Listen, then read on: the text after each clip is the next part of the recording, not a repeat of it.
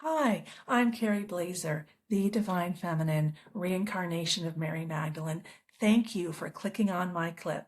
But I want to let you know that I have a free ebook linked below, my 6 Divine Feminine Self-Love Strategies. They will help you transform your emotional wounds into personal wisdom. And I take a multidisciplinary approach. I include the laws of physics, psychology, neuroscience, shamanism, mysticism. I went wild, okay? So men can understand and women can understand. There's something there for everyone, because what I learned is when something's true, it's true in multiple places. All right, please like and subscribe and help me distribute my ebook to everyone for free by exploding my channel.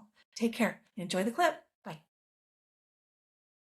How it leads to addiction is really what this video is. And that I know is scary. They So, feel love like and I've heard connection for the Erica first time. Komisar say as well, when children are stressed in childhood, like she talked about earlier, that's why daycare is bad. There's too much stress. The child's nervous system before 3 isn't designed for it. The amygdala, which handles stress, is not designed to turn on before 3. But when we put them in stressful environments like separating from the mother, it overactivates, and then the neurological development of the child is impeded. These systems don't develop because the system is flooded with cortisol as opposed to endorphins. And I'm going to ask the question, do adults have a right to children, or do children have a right to adults? Like, do adults have a right to have children no matter what, or do children have a right to a healthy home environment with healthy biological parents? And which way creates a healthy society? I'll leave you to think about that. So I'm going to quote Carl Jung here. That means our gut feelings. About loneliness. One does not feel lonely because one has no one about them. One feels lonely because one is unable to express what's important to them, authenticity.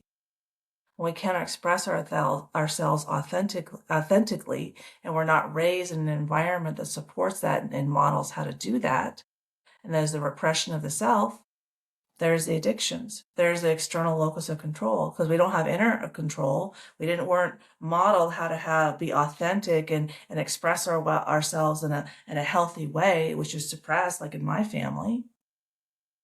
And there the addictions come out. Here's an example. Where to stay authentic is to threaten bears attachment. and humans. And you can look it up on YouTube. There's tons of evidence of this. Florida, bears and trees, okay? A day before a Category 5 hurricane arrives, the bears go up the trees. I saw one video where there are 5 bears in one tree, and they survive. And here we have the humans, on the ocean's edge in our homes saying, bring it. That's mind over gut feelings.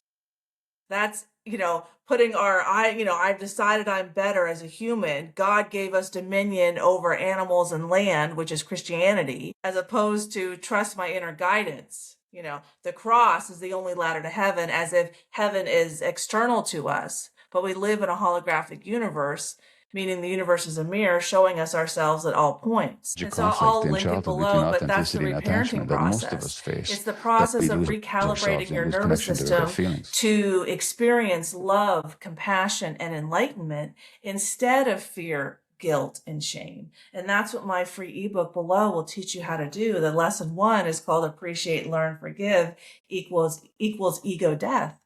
Because appreciate, learn, forgive is the process I went through to learn how to process my emotions. First, I'm grateful that I have a challenge. I'm grateful that I have emotional pain to learn from, that I have emotional pain to turn into wisdom. That's the gift. There's even a quote in spiritual circles that even the box of darkness he left me with was a gift. What's the gift? The process of learning how to turn my darkness into wisdom. Learning how to operate my soul. So first you appreciate your challenges, then you learn your lessons through self-reflection. Why was it necessary for me personally to attempt suicide? Why was all that necessary? Why was it necessary for me to have a failed marriage? Why was it necessary for me to have times where I don't speak to my kids? Why was it necessary for me to lose so many jobs? Why was it necessary for me not to be successful at school? Why were so many things necessary in my life? And then when I asked why was it necessary, that's basically giving credit to my soul for planning my life for me.